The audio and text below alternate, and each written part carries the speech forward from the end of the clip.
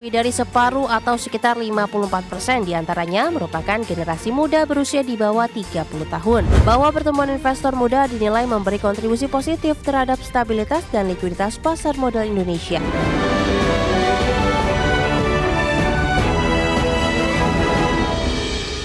Otoritas Jasa Keuangan mencatat jumlah investor pasar modal di Indonesia terus menunjukkan peningkatan pesat dalam 5 tahun terakhir.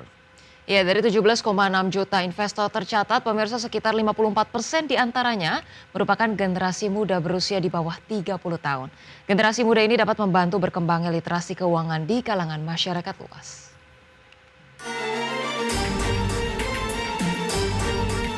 Jumlah investor pasar modal di Indonesia terus menunjukkan peningkatan pesat dalam 5 tahun terakhir. Hingga pertengahan bulan Agustus, Otoritas Jasa Keuangan mencatat jumlah investor telah mencapai 17,6 juta orang. Menariknya, lebih dari separuh atau sekitar 54% diantaranya merupakan generasi muda berusia di bawah 30 tahun.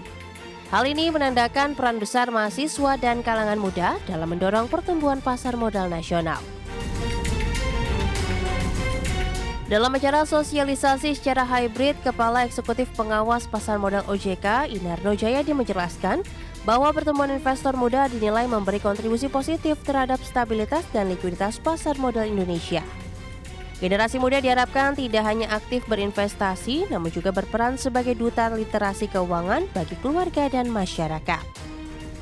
Saya juga berharap ya adik-adik semuanya itu mampu menjadi duta literasi dan inklusi keuangan di lingkungan keluarga dan juga di tengah masyarakat ya.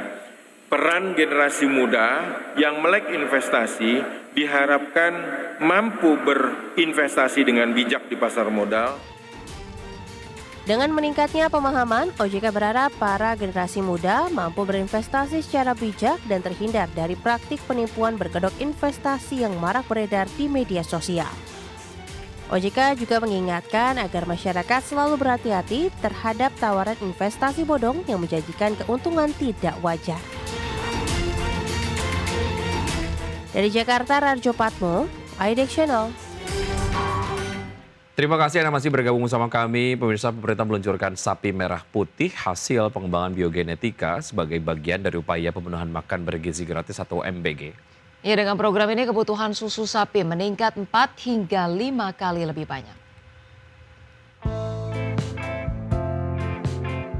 Program ini merupakan hasil kolaborasi Kementerian Perencanaan Pembangunan Nasional Bappenas bekerjasama dengan PT Musa Genetika Farmindo dan IPB University. Melalui perbaikan biogenetika sapi lokal, diharapkan sapi perah Indonesia ini bisa lebih produktif dan tahan terhadap kondisi tropis. Menteri Perencanaan Pembangunan Nasional atau Kepala Bappenas Rahmat Pambudi menegaskan kebutuhan susu untuk program makan bergizi gratis harus ditingkatkan hingga 4-5 kali lipat dari kapasitas saat ini.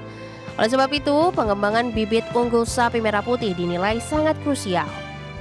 Jadi membangun generasi supaya mendapat gizi yang baik berbasis susu. Nah, tapi pada waktu itu kan kondisi sapi perah kita belum cukup. Nah, karena itu awal daripada pemikiran itu harus dilanjutkan. Dan kecukupan itu harus dimulai dari bibit yang baik. Nah, alhamdulillah kami didukung oleh rekan-rekan yang punya kemampuan teknologi di bidang perbibitan. Dan teknologi ini sangat tinggi.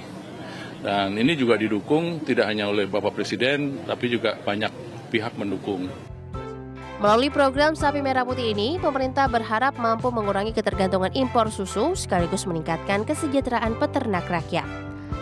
Dari Jakarta, Calmar Henda, Rama Romadona, Cemi Jasin, IDEX Channel.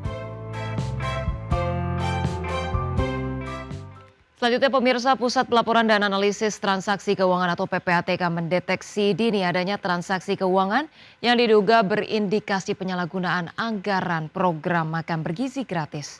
PPATK bergerak lakukan antisipasi dengan monitoring sistem detak MBG untuk memperkuat pengawasan terhadap penggunaan dana publik.